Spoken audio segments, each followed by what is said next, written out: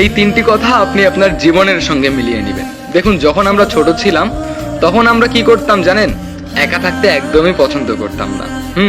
যদি পাশে কেউ না থাকতো একদম বোরিং লাগতো। যদি কোথাও খেলতে যাই, যদি কেউ না থাকতো কোনো কিছুই ভালো লাগতো না। কোনো একজন সঙ্গী থাকলে খেলতাম, বেরোতাম, ঘুরতে যেতাম, কতই না ভালো লাগতো, তাই না?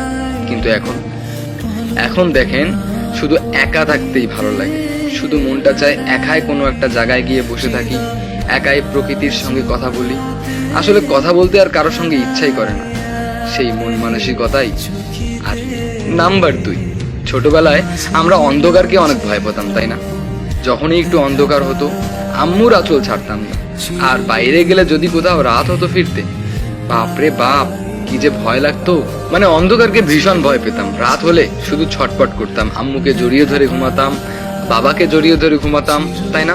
আবার রাতে যখন প্রসাবের চাপ দিত, আরে ভাই, বিছানার মধ্যেই প্রসাব করে দিতাম ভয়ে, এতটা ভয় লাগতো অন্ধকার।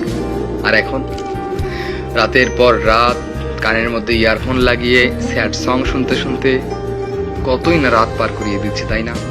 রাত 2-3টা পার হয়ে যায়, চোখে ঘুম আসে না, কোনো কিছু ভালো লাগে না, টেনশনে মাথায় কাজ করে না।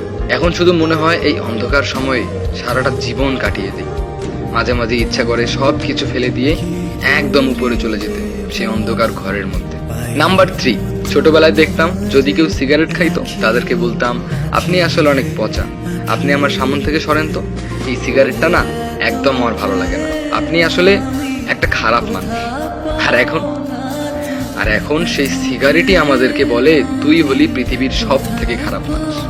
আর যদি আমরা সিগারেটকে ঘুরে প্রশ্ন করি, কেন এত মানুষ থাকতে আমি কেন খারাপ হতে গেলাম, আমি তো সিগারেটও খাই না, তখন সেই সিগারেট বলে, এই পৃথিবীর মধ্যে সবচেয়ে যেই নেশাটা বড় সেই নেশায় তুই আসক্ত।